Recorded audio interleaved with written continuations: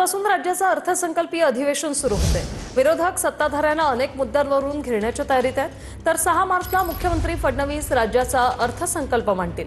दादांचा विमान अपघात, मुंडवा जमीन प्रकरण, मंत्रालयातील लाचखोर प्रकरणासह इतर मुद्द्यांवरून विरोधक सरकारला घेरण्याच्या तयारीत आहेत।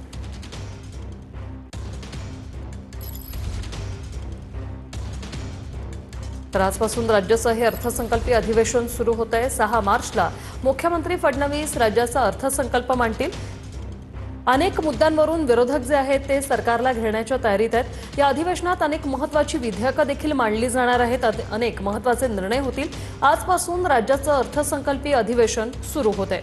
अनेक मुद्द्यांवरून विरोधक सत्ताधाऱ्यांना घेरण्याच्या तयारीत आहेत। हे दृश्य आपण पाहतोय। आता आशिष शेलार हे देखील दाखल झालेले आहेत। आता हळूहळू सर्व नेते मंडळी जी आहेत ती विधान भवनात यायला सुरुवात झालेली आहे। झिरवळ देखील सध्या या ठिकाणी दाखल झालेले आपण पाहतोय।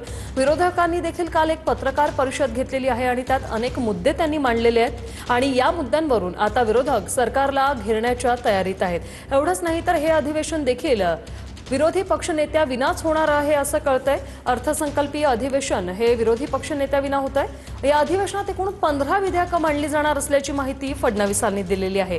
काल विरोधकांची पत्रकार परिषद झाली, त्यानंतर सत्ताधाऱ्यांनी देखील पत्रकार परिषद घेतलेली आहे। या अधिवेशनात नेमकं काय काय होणार, सध्या नरहरी झिरवळ देखील या ठिकाणी दाखल झालेले आहेत। अनेक महत्त्वाचे नेते आता विधान भवनात पोहोचायला सुरुवात झालेली आहे।